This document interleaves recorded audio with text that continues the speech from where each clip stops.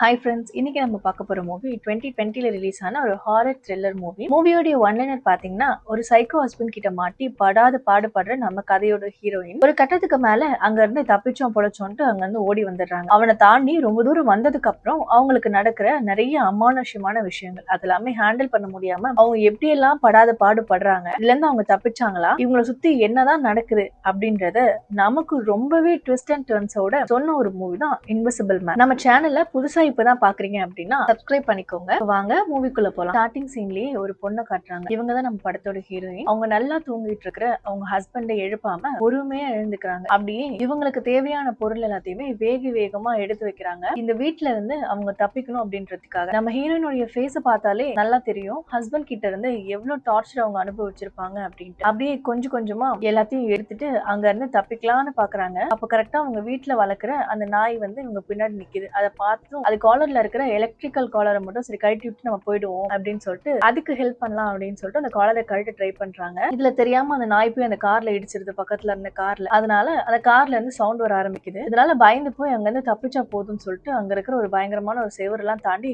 Road கிட்ட வந்துடுறாங்க. கரெக்டா அங்க ஒரு காரும் வருது. இந்த கார்ல இருக்கிறது நம்ம ஹீரோயினுடைய சிஸ்டர் தான். நம்ம ஹீரோயின் தான் வர சொல்லியிருப்பாங்க போல. என்னாச்சு, ஏன் இந்த டைம்ல நீ வர சொன்ன அப்படின்னு அவங்க கேட்கும்போது அதெல்லாம் நான் சொல்றேன், ஃபர்ஸ்ட் இங்க இருந்து வண்டி எடு அப்படின்னு சொல்லிட்டு காருக்குள்ள போய் உட்காந்துட்டு ஃபாஸ்டா எடு அப்படின்னு சொல்றாங்க. கரெக்டா அந்த டைம் பார்த்து அந்த சைக்கோவும் அங்க வந்து கார் கண்ணாடியை ஒரே அடியில உடைச்சிடறான். நம்ம ஹீரோயின் வெளியில வா அப்படின்னு சொல்லும் போது அந்த சிஸ்டர் பயந்துடுறாங்க. என்ன இவ இப்படி எல்லாம் பண்றாருன்னு சொல்லிட்டு டக்குனு அந்த இடத்துல இருந்து கார் எடுத்துட்டு அவங்க கிளம்பிடுறாங்க. ஒரு அவசரத்துல ஹீரோயின் கையில வச்சிருந்த டேப்லெட்டை கீழே போட்டுறாங்க. அதை எடுத்து அந்த சைக்கோ பாக்குறான். அப்படியே இப்ப 2 வீக்ஸ் கழிச்சு காட்டுறாங்க. ரொம்ப தூரம் தள்ளி இருக்கிற அவங்களோட சைல்ட்ஹுட் ஃப்ரெண்டான ஜேம்ஸ் வீட்ல தான் இப்ப இருக்காங்க. ஆனா இப்பவும் நம்ம ஹீரோயினுக்கு ரொம்ப பயமா தான் இருக்கும். ஜேம்ஸ் சொல்றான், இதுக்கப்புறம் கண்டிப்பா அவன் உன்னை டிஸ்டர்ப் பண்ண மாட்டான், நீ பயப்படாத அப்படின்னு சொல்லிட்டு. இருந்தாலும் நம்ம ஹீரோயினுக்கு அந்த பயம் போகவே இல்லை. இப்படி இருக்கும்போது தான் நம்ம ஹீரோனோட சிஸ்டர் அவளை பாக்கிறதுக்காக வராங்க. அவளை பார்த்ததும் நம்ம ஹீரோயின் பயங்கரமா கத்துறா, உன்னை யார் இங்க வர சொன்னா, உன்னை ஃபாலோ பண்ணிட்டு அவன் வருவான்னு நான் தான் சொன்னேன் இல்லையா, நீ ஏன் இப்படி பண்ற அப்படின்னு சொல்லி கத்திக்கிட்டே இருக்கும்போது டக்குன்னு அவங்க சிஸ்டர் சொல்லுவாங்க, அவ இறந்து போயிட்டா, நீ போயிட்ட அப்படின்றதுனால சோகத்துல இறந்துட்டா, இங்க பாரு நியூஸ் அப்படின்னு சொல்லி காட்டுறாங்க. அதை பார்த்ததும் நம்ம ஹீரோயினுக்கு ஒரு பக்கம் கண்ணெல்லாம் கலங்குது, இன்னொரு பக்கம் ஒரு பெருமூச்சே வருது. இப்பதான் உட்காந்து எல்லாத்தையுமே சொல்றாங்க நம்ம ஹீரோயின். இவங்க லவ் பண்ணி தான் கல்யாணம் பண்ணியிருப்பாங்க. அதுக்கப்புறம் அவன் எப்படிப்பட்ட ஒரு சைக்கோ அப்படின்றது அவங்களுக்கு தெரிய வருது. எல்லாத்துலயுமே கண்ட்ரோல், சாப்பிடுறதுல கண்ட்ரோல், ட்ரெஸ்ல கண்ட்ரோல், அவங்க என்ன வார்த்தை பேசணுன்றதுல முதற்கொண்டு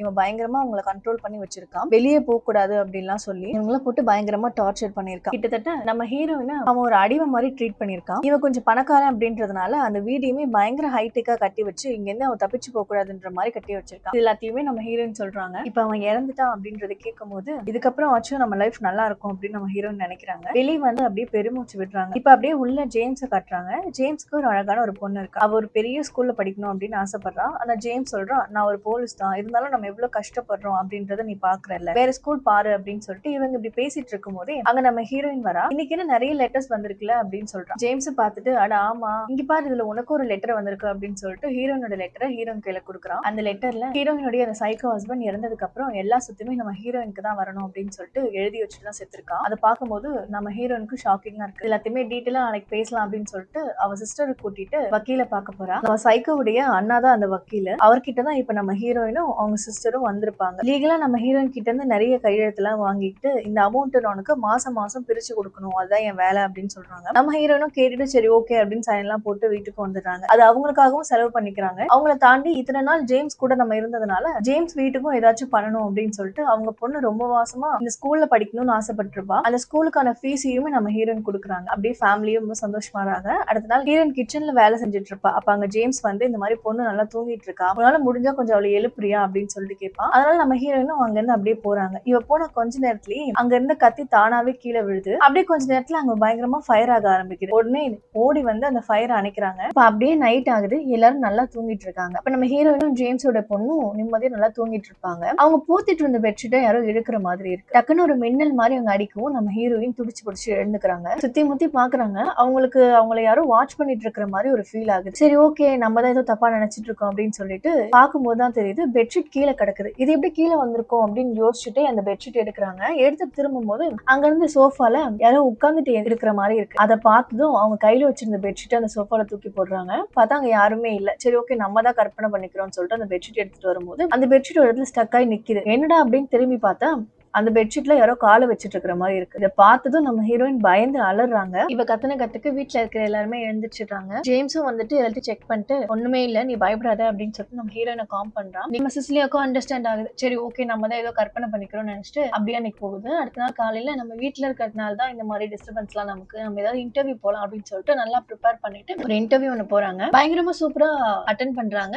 இன்டர்வியூ எடுக்கிறவரும் நீங்க நல்லா பெர்ஃபார்ம் பண்ணிருக்கீங்க, ஆல்ரெடி நீங்க பண்ண ப்ராஜெக்ட்ஸ் எல்லாம் இருக்கும் இல்லையா, அதெல்லாம் காட்டுங்க அப்படின்னு சொல்லிட்டு கேக்குறாங்க. இருங்க காட்டுறேன் அப்படின்னு சொல்லிட்டு இவ்வளவு ஃபைல் ஓபன் பண்ணுவா. பார்த்தா அந்த ஃபைல்ல எதுவுமே இருக்காது. அவ பயங்கரமா பதட்டம் ஆயிடுறா. நான் வச்சனே, எனக்கு தெரியும், இது எப்படி இப்ப இல்ல அப்படின்னு சொல்லிட்டு ரொம்ப மாதிரி பதட்டமா இருக்கா. அப்படியே அந்த பதட்டத்திலேயே அப்படியே மயங்கியும் விழுந்துடுறா நம்ம ஹீரோயின். இப்ப அப்படியே கட் பண்ணி ஹாஸ்பிட்டல்ல தான் காட்டுறாங்க. ஜேம்ஸும் நம்ம ஹீரோயின் உட்கார்ந்துட்டு இருப்பாங்க. டாக்டர் அப்பதான் வராங்க. நீங்க ரொம்ப டயர்டா இருக்கீங்க, அதனால கூட நீங்க மயங்கி விழுந்திருக்கலாம். அவங்க பிளட் டெஸ்ட் எடுக்கிறதுக்காக பிளட் எடுத்திருக்கோம், கொஞ்ச நேரம் ஆகும் ரிசல்ட் வரதுக்கு, சோ நீங்க வீட்டுக்கு போலாம் தாராளமா அப்படின்னு சொல்லிட்டு அனுப்பி வச்சிடுறாங்க. நம்ம ஹீரோயினும் வீட்டுக்கு வந்து ஃப்ரெஷ் அப் ஆகலாம் அப்படின்னு சொல்லிட்டு ஃப்ரெஷ் அப்லாம் ஆயிட்டு வரும்போது ஹாஸ்பிட்டல்ல இருந்து கால் பண்றாங்க. இந்த மாதிரி நீங்க ஆல்ரெடி ஒரு மெடிக்கல் எடுத்துட்டு இருக்கீங்க, அந்த மெடிசன்னால தான் இப்ப நீங்க மயங்கி விழுந்திருக்கீங்க, அது நீங்க இப்ப எடுத்துக்கிறது இல்லையா அப்படின்னு கேக்குறாங்க. அப்பதான் ஹீரோயினுக்கும் ஞாபகம் வருது, அவ அந்த வீட்டுல இருந்து தப்பிச்சு வரும்போது அதை கீழே போட்டிருப்பா. அதை யோசிச்சுட்டே திரும்பி பார்க்கும்போது அவ அங்க விட்ட அதே மருந்து இவ ரெஸ்ட் ரூம்ல இருக்கு. அதை பார்த்ததும் ரொம்பவே ஷாக் ஆகுறா. ஏதோ சொல்ல வராங்க, ஆனா அதுக்குள்ள அவ கட் பண்ணிடுறா போன. இதனால இன்னுமே ரொம்ப கன்ஃபியூஸ் ஆயிடுறாங்க நம்ம ஹீரோயின். என்ன பண்றதுன்னு தெரியாம சரி நெக்ஸ்ட் டே நம்ம தங்கச்சியாச்சும் பார்த்து இதை சொல்லலாம் அப்படின்னு சொல்லிட்டு நேரா அவங்க தங்கச்சி வீட்டுக்கு தான் போறாங்க. வீட்டுக்கு போய் கதவு தட்டினா அவங்க கதவு திறந்து கண்ணா பின்னா திட்டுறாங்க. உன் பணத்துக்காக தான் நான் கூட இருக்கேனா, நீ எவ்வளவு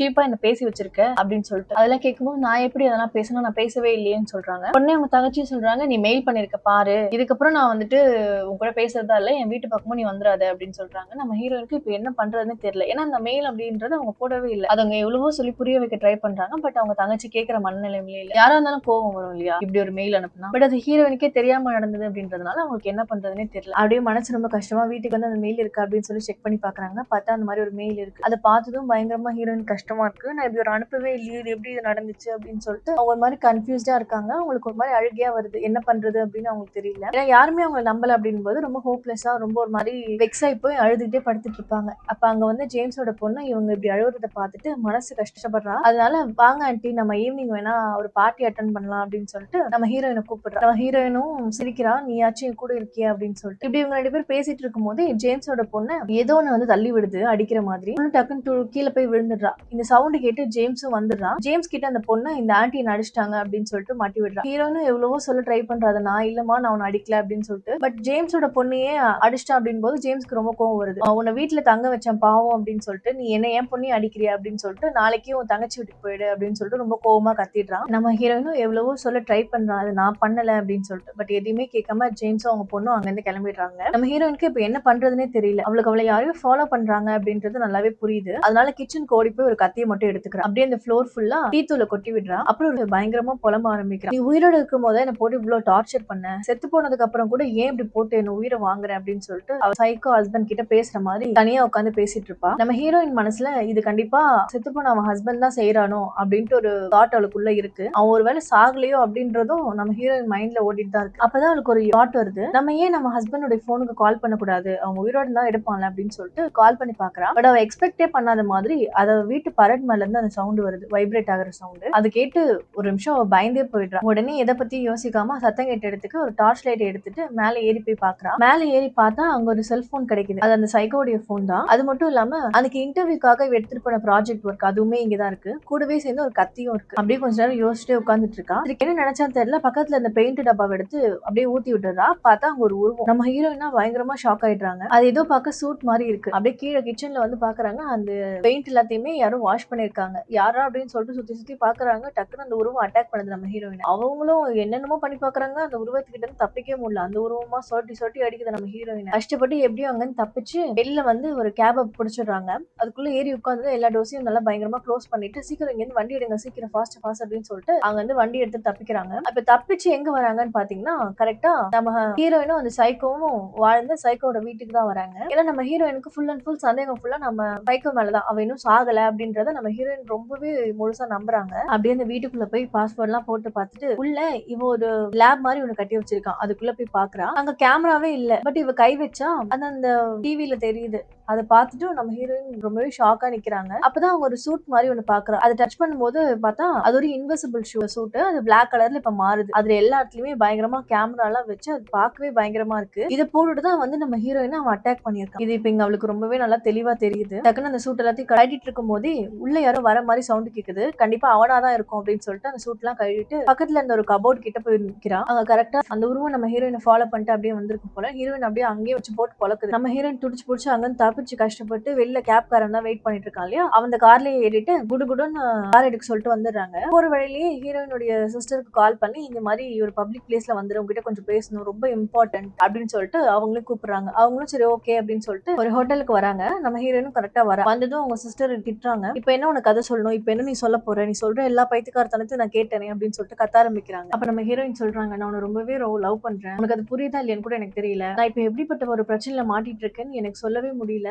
ஏதோ ஒன்னு சொல்ல வந்துட்டே இருக்கும் போது டக்குன்னு அங்க இருக்கிற கத்தி ஹீரோனோட தங்கச்சி கழுத்தையே கட் பண்ணிட்டு ஹீரோன் கையில வந்து உட்காந்துக்குது. அதை சுத்தி இருக்கிறவங்க எல்லாம் பார்த்துட்டு ரொம்பவே பயந்துடுறாங்க. இது அப்படியே ஒரு ஃபிராக்ஷன் ஆஃப் செகண்ட்ல நடக்கிறதுனால ஹீரோயினும் ஒரு நிமிஷம் ஷாக் ஆயிடுறாங்க. இப்ப நடந்தது ஹீரோயினாலே நம்ப முடியல. கரெக்டா அந்த இடத்துக்கு போலீஸும் வராங்க. நம்ம ஹீரோயின் அரெஸ்ட் பண்ணி மென்டல் ஹாஸ்பிட்டல் கூட்டு போயிடுறாங்க. நம்ம ஹீரோயினும் எவ்வளவோ சொல்ல ட்ரை பண்றாங்க, இது எதுவுமே நான் பண்ணல, இது எப்படி நடந்துச்சுன்னு எனக்கு தெரியல, இதுக்கெல்லாம் காரணமே என்னுடைய சைக்கோ ஹஸ்பண்ட் தான் அப்படின்னு சொல்லிட்டு நம்ம ஹீரோயின் எவ்வளவோ சொல்ல ட்ரை பண்றாங்க. பட் அங்க இருக்கிற யாருமே நம்ம ஹீரோயின் சொல்றது கேட்கறதுக்கு ரெடியாவே இல்லை. அப்படியே இப்ப அடுத்த நாள் ஆகுது. அடுத்த நாள் அந்த சைக்கோடைய அண்ணன் வந்து நம்ம ஹீரோயின் கிட்ட சொல்றாங்க, இந்த மாதிரி நீ என்ன வேலை பண்ணி வச்சிருக்க, சொத்துல எல்லாத்தையுமே நீ வந்துட்டு ஜேம்ஸோடைய பொண்ணோட பேர்ல எழுதி வச்சிருக்க, இதனால இதுக்கப்புறம் உன்னால எதுவுமே அனுபவிக்க முடியாது அப்படின்னு சொல்லிட்டு சொல்லுவான். பரவாயில்ல, அதை பத்தி எனக்கு கவலை இல்லை அப்படின்னு சொல்லும் போது டக்குன்னு வில்லத்தனமா மாறுறான். இது எல்லாமே எங்களுடைய பிளான் தான், இது வரைக்கும் என் தம்பி கிட்ட இருந்து எந்த பொண்ணும் தப்பிக்கணும்னு நினைச்சதே இல்லை, ஆனா நீ நினைச்ச, எப்படி அவ்வளவு சீக்கிரம் உன்னை விடுவான்னு நீ நினைக்கிற, இது எல்லாத்தையும் அவன் தான் பண்ணான், இப்ப கூட நீ சொல்லு என் தம்பி கூட வாடுறேன் அப்படின்னு சொல்லிட்டு இது எல்லாத்தையுமே உனக்கு சால்வ் பண்ணி கொடுக்குறேன் அப்படின்னு சொல்லிட்டு சொல்லுவான். அதை கேட்கும்போது நம்ம ஹீரோனுக்கு சமகாண்டா ஆகுது. அதெல்லாம் முடியாதுடா அப்படின்னு சொல்லிட்டு அங்க இருக்கிற பேப்பர் எல்லாமே தட்டி விட்டுறாங்க. இவனும் அதை எடுக்கிறதுக்காக குனிவான். அப்ப அங்க ஒரு பெண் இருக்கும், அதை எடுத்து பத்திரமா இவங்க வச்சுக்கிறாங்க. அவனும் அதை கண்டுக்க மாட்டான். அது அவனுக்கு தெரியல அந்த பெண் எடுத்து வச்சுட்டாங்கன்னு தெரியல. அதனால அங்க இருந்து அப்படியே கிளம்பி போயிடுறான். இப்ப அப்படியே நம்ம ஹீரோயினை அவ ரூமுக்கு கூட்டு வந்துடுறாங்க. நைட் டைம்ல அவ ஒளிச்சு வச்சிருந்த அந்த பெண்ணை எடுத்துட்டு போயிட்டு அவ கையிலேயே கிழிச்சுக்கிறதுக்காக ட்ரை பண்றான். நம்ம ஹீரோயினுக்கு நல்லாவே தெரியுது, இதை நான் பண்ணேன் அப்படின்னா அந்த சைக்கோ எப்படி நம்மள இதை பண்ண விட மாட்டான் அப்படின்னு சொல்லிட்டு இந்த பிளானோட தான் அவங்க அதை கையிலேயே கிழிச்சுக்கிறதுக்காக போறாங்க. இவங்க நினைச்சபடியே கரெக்டா அவன் நம்ம ஹீரோயின் கையை பிடிக்கிறான். நம்ம ஹீரோயின் நினைச்ச மாதிரி நடந்ததுனால அந்த பெண்ணை வச்சு அவன் நெஞ்சிலேயே ஒரு குத்து. பார்த்தா இப்ப அந்த சூட் வந்து கிளிச் ஆக ஆரம்பிக்குது. இந்த சத்தத்தை கேட்டு வெளியில இருக்கிற செக்யூரிட்டி கார்டு வந்து உள்ள வந்து பாக்குறாங்க. என்ன பண்ற, எது காய்ச்சி முச்சுன்னு கத்திட்டு இருக்க அப்படின்னு சொல்லிட்டு இருக்கும் போது பின்னாடி அந்த உருவம் இந்த கிளிச் மாதிரி வந்துட்டு போது நம்ம செக்யூரிட்டி கார்டை பயங்கரமா அடிச்சு போட்டுருது. இந்த சவுண்ட் கேட்டு மத்த கார்ட்ஸுமே அங்க இருந்து ஓடி வராங்க. நம்ம சிசிலியா இப்பவும் சொல்ல ட்ரை பண்றான், நான் பண்ணல, அங்க பாருங்க பட் அவ சொல்றது யாருமே கேட்கறதுக்கு ரெடியா இல்ல. நம்ம ஹீரோயினை தான் பிடிக்கிறதுக்கு அவங்க எல்லாருமே மும்முரமா இருக்காங்க. இந்த டைம்ல கரெக்டா அந்த ஒரே கிளிச் ஆகுது. அந்த கிளிச் அங்க இருக்கிற போலீஸ் ஆஃபீஸர் பாத்துறாரு. அதனால அந்த போலீஸ் ஆஃபீஸரை இவன் கொலை பண்ணிடுறான். இந்த கிளிச்சை யாரெல்லாம் பாக்குறாங்களோ எல்லாரையுமே இவன் கொலை பண்ணிடுறான். அப்படியே நம்ம ஹீரோயின் கைக்கு ஒரு கன் ஒண்ணு கிடைக்குது. அந்த கன்னை வச்சு அந்த சைக்கோவை சரமாரியா சுட ட்ரை பண்றான். பட் அவகிட்ட இருந்து தப்பிச்சு எப்படியும் அவன் வெளில போயிடுறான். இதனால நம்ம ஹீரோயினும் அவனை தேடிட்டு அப்படியே வெளியில போறாங்க. வெளில பார்த்தா பயங்கரமா மழை, எப்படியும் இந்த மழை தண்ணியில நீ தெரிவ அப்படின்னு சொல்லிட்டு தேடுறாங்க. பார்த்தா அவனே நம்ம ஹீரோயின் கழுத்தை பிடிச்சு மிரட்டுறான், நீ எனக்கு ரொம்ப முக்கியம், அதனால உன்னை நான் எதுவும் கொலை பண்ண மாட்டேன், உன் வயிற்றுல வளர்ற குழந்தை எனக்கு முக்கியம், அதனால உனக்கு ரொம்ப பிடிச்சவங்களை நான் கொலை பண்ணுவேன், உனக்கு ஜேம்ஸோட பொண்ணு பிடிக்கும்ல, அவளதான் நான் ஃபர்ஸ்ட் கொலை பண்ண போறேன் அப்படின்னு சொல்லிட்டு ஒரு கொலை மிரட்டல் ஒண்ணு விடுவான். சொல்லிட்டு அங்க வந்து ஓடிடுறான். நம்ம ஹீரோயினும் டேஞ்சரஸா அண்டர்ஸ்டாண்ட் பண்ணிக்கிட்டு பக்கத்துல இருந்த ஒரு வண்டியில ஏறி போறா. அவளும் அந்த கார்ல போகும்போதே ஜேம்ஸ்க்கு கால் பண்ணி இந்த மாதிரி உன் பொண்ணுக்கு ஆபத்து, நீ கொஞ்சம் போய் அவன் என்னன்னு பாரு அப்படின்னு சொல்றான். அதே டைம் இந்த பக்கம் அந்த பொண்ணு நல்லா தூங்கிட்டு இருக்கும் போது ஏதோ சவுண்ட் கேட்கும். இதே நேரத்துல ஜேம்ஸும் கரெக்டா வீட்டுக்குள்ள வந்துடுறான். வந்து பார்த்தா சைக்கோ வந்து நம்ம ஜேம்ஸோட பொண்ணோட கழுத்து பிடிச்சு நெரிச்சிட்டு இருப்பான். பட் இது அவனுக்கு தூரத்துல இருந்து பார்க்கும்போது தெரியாது இல்லையா, அதனால எப்படியும் காப்பாத்திடுறான். பட் பார்த்தா அதுக்கப்புறம் நம்ம ஜேம்ஸ் போட்டு பழக்க ஆரம்பிச்சிடறான் அவன். அதே டைம் கரெக்டா நம்ம ஹீரோயினும் அங்கதான் வந்திருக்காங்க. வந்ததும் அவ கையில ஒரு ஃபயர் எக்ஸ்டிங்விஷன் மிஷின் இருக்கும், அதை வச்சு அந்த சைக்கோ மேலேயே அடிச்சிடறான். அவன் அந்த சூட் போட்டிருக்கிறதுனால ஈஸியாவே கண்டுபிடிக்க முடியுது. அப்புறம் வேற எதை பத்தியுமே யோசிக்கல, கன் எடுத்து ஷூட் பண்ண ஆரம்பிச்சிட்டா. அப்படியே அந்த உருவம் கீழே விழுது. இப்ப அப்படியே அந்த சூட்டுக்குள்ள யார் இருக்கா அப்படின்னு சொல்லிட்டு பாக்கிறதுக்காக கொஞ்சம் கொஞ்சமா அந்த மாஸ்க் கழட்டுறா. நம்ம ஹீரோயின் என்ன நினைச்சிட்டு இருந்தான்னா இதெல்லாம் பண்ணது எல்லாமே அந்த சைக்கோ தான் அப்படின்னு சொல்லிட்டு. ஆனா இங்கதான் மரண ட்விஸ்ட் கொடுக்குறாங்க. அது அந்த சைக்கோவுடைய அண்ணன். ஹீரோயின் பார்த்துட்டு பயங்கரமா ஷாக் ஆகுறாங்க. நம்ம ஹீரோயினும் நிரபராதி அப்படின்னு ப்ரூவ் பண்ணிடுறான். தங்கச்சி கூட இவ இல்ல அப்படின்றது ப்ரூவ் ஆயிடுது. இவ்வளவு ஒரு ஹைடெக்கான சூட் இருந்துச்சுன்னா என்ன ஆகும், போலீஸ் எல்லாமே அந்த சைக்கோட வீட்டுக்கு போய் ஃபுல்லா சர்ச் பண்றாங்க. அங்க அப்படி செக் பண்றவங்களுக்கு இன்னொரு ஷாக்கிங்கான ஒரு விஷயம் நடக்குது. அங்கதான் அந்த சைக்கோ சாகாம கீழே பேஸ்மெண்ட்ல கட்டி போட்டு வச்சிருக்காங்க. அவ்வளவுதான், தம்பியை புடிச்சு வச்சுக்கிட்டு அண்ணன் இவ்வளவு வேலையும் பண்ணிருக்கான் அப்படின்னு சொல்லிட்டு ஜேம்ஸ் வந்து நம்ம ஹீரோயின் கிட்ட சொல்றான். பட் ஹீரோயினால இதை ஏத்துக்கவே முடியல. இல்ல இது எல்லாத்தையும் பண்ணது அவன் தான், அந்த சைக்கோ தான் அப்படின்னு சொல்லிட்டு திரும்பவும் சொல்றாங்க. பட் இந்த டைம் ஜேம்ஸ் வந்து நம்ம ஹீரோயினை நம்புறான். இவ்வளவு விஷயத்தையும் பார்த்ததுக்கு அப்புறம் இதை அவன் நம்புறான். கண்டிப்பா சைக்கோ தான் இது எல்லாத்தையும் பிளான் பண்ணிருப்பான் அப்படின்னு சொல்லிட்டு அப்படியே நைட் நம்ம ஹீரோயின் ஜேம்ஸோட பொண்ணு கூட நல்லா படுத்து தூங்கிட்டு இருப்பான். அப்பதான் நம்ம ஹீரோயின் கவனிக்கிறான், அந்த பொண்ணுடைய கழுத்துல பயங்கரமான ஒரு மார்க்ஸ் இருக்கும் அவன் புடிச்சு நசுக்குனதுல. அதை பார்த்ததும் நம்ம ஹீரோயினுக்கு பயங்கரமா கோவம் வருது. உடனே புருஷன் சைக்கோக்கு கால் பண்ணி நான் உன்னை பார்க்கணும், நான் வரேன் அப்படின்னு சொல்றான். சொல்லிட்டு அப்படியே அந்த சைக்கோ வீட்டுக்கும் போறான். அப்படியே ரெண்டு பேரும் மனசு விட்டு பேசிக்க ஆரம்பிக்கிறாங்க. அப்படியே அந்த சைக்கோ ரொம்ப நல்லவ மாதிரி பேச ஆரம்பிக்கிறான். அதை கேட்கும் போது நம்ம ஹீரோயினுக்கு பயங்கர கஷ்டமா இருக்கு. உண்மையாவே அவன் நம்மள லவ் பண்றான் போல ஒரு செகண்ட் ஃபீல் பண்ணி அழுகுறான். டக்குன்னு அந்த டோன் எல்லாமே மாத்திட்டு ஒரு மாதிரி குத்துற மாதிரி அவன் பேச ஆரம்பிக்கிறான். எனக்கு உன்னை பத்தி நல்லாவே தெரியும், நீ என்ன பண்ணுவ என்ன செய்வ அப்படின்றது முழுக்க எனக்கு எல்லாமே தெரியும் அப்படின்ட்டு. இப்ப நம்ம ஹீரோயின் இங்க வந்திருக்கிறது கூட இவன் தான் அந்த கொலையை செஞ்சானோ, இவன் தான் வந்துட்டு இவ்வளவு பிளானையும் போட்டான் அப்படின்றது இவன் வாயாலேயே சொல்ல வைக்கணும் அப்படின்றதுக்காக தான் நம்ம ஹீரோயின் இங்க வந்திருப்பாங்க. வெளியே ஜேம்ஸ் இதெல்லாம் கேட்டுட்டு தான் இருந்திருப்பான். இதெல்லாம் நம்ம சைக்கோக்கு தெரியும் அப்படின்றதுதான் ஒரு மாதிரி சர்க்காஸ்டிக்கா ஹீரோயின் கிட்ட சொல்றா. ஹீரோயினுக்குமே அது புரியுது. பட் இது வந்துட்டு போதுமான சாட்சியே கிடையாது அப்படின்றதுனால நான் வந்து கொஞ்சம் ரெஸ்ட் ரூம் யூஸ் பண்ணிக்கிறேன், ஃபேஸ் வாஷ் பண்ணணும் அப்படின்னு சொல்லுவா. தாராளமா போய் பண்ணிக்க, உன்னால அது மட்டும் தான் பண்ண முடியும் அப்படின்னு சொல்லிட்டு இப்பவும் அவன் சொல்லுவான். இங்க அப்படியே சைக்கோ டைனிங் டேபிள்ல உட்கார்ந்துட்டு இருப்பான். ஒரு செகண்ட்ல அவனே அவன் கழுத்தை கட் பண்ணிட்டு இறந்து போயிடுறான். இதெல்லாமே அந்த ஒரு கேமரால அழகா ரெக்கார்ட் ஆகுது. அதுக்கப்புறம் தான் நம்ம ஹீரோயின் வெளியில வந்து பாக்குறான். பார்த்தா இவ இப்படி செத்து கிடக்குறான். நம்ம ஹீரோயினா கதறி அழுகுறாங்க, ஐயோ என்ன பண்ணிட்ட அப்படின்னு சொல்லிட்டு. அப்படியே போலீஸ்க்கும் கால் பண்ணி சொல்றா. அப்புறம் அப்படியே கொஞ்சம் தூரம் தள்ளி போய் கேமரா படாத இடத்துல போய் உட்காந்துக்கிறா. இப்ப அப்படியே அவளுடைய பாடி லாங்குவேஜ் எல்லாம் மாறுது. ஆக்சுவலி இங்க என்ன நடந்திருக்கு அப்படின்னா, இதுக்கு முன்னாடியே ஒரு டைம் நம்ம ஹீரோயின்